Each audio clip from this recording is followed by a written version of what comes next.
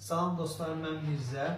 Türkiye'de yaşayan aşpaz olarak size bugün bamya pişireceğim. Ege mutfağının en best zeytinyağlarından biri. Dostlar, bize bamya için lazım olan tərəvəzlər soğan, sarımsaq, markov, yani kök, pomidor, limon ve sirke girir. İçerisinde tuz ve qarabiber bamyanın. Bamyanı Türkiye'de yetişen bir sebzedir. Əsasən bu bir tərəvəzdir ve gördüğünüz gibi böyle bir tərəvəzdir. Aslında Rusya'da da var bu tərəvəz. Belə deyim sizə. Azərbaycanda çox məşhur deyil, çox yerə rast gəlməmişəm. Amma məncə yavaş-yavaş gətirirlər Azərbaycanda. Ona görə indi sizə tanış edeyim, qabağınıza çıxsa bişirmə qayasını öyrənin. Bunun zeytinyağlısını, yəni soğuk halda istifadə edəcəyinizi hazırlayırıq.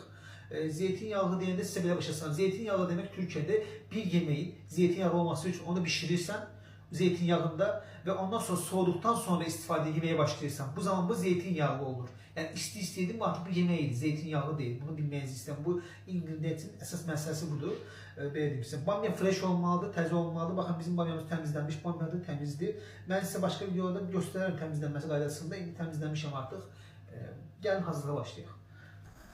Bəli dostlar, gördüğünüz kimi tərəvəzləri doğruruq. Soğanı, sarımsağı, markovu birlikte qovururuq. Qovurduktan sonra doğramış pomidorların qabığını soyun xahiş edirəm. Onlarla birlikte qovururuq. Üzerine duz istiot əlavə edirik. En axırda bamyamızı tökürük.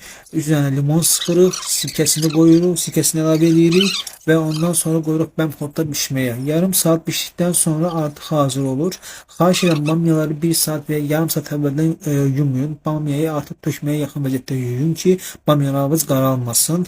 Bamyaları ayırdıktan sonra da heç vaxt necə deyirlər, suda saxlamayın. Ve bəli, bamyamız hazırdır sonda. 30 dəqiqə hazır olur.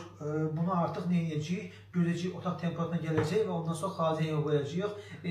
En az 4 saat xaziyaya qəşəng soyuduktan sonra bu yemək hazırdır. Bunu ekstra olarak da yemeği yerken üstüne limon sıkıp yiyebilirsiniz. Lezzetli ve zeytinyağlı bamya. Xaziyyə en az 4 gün dayanabilir bu xaziyyə. En faydalı besinler diyeyim, en faydalı yemeklerden biri, sərvəzlərdən biridir.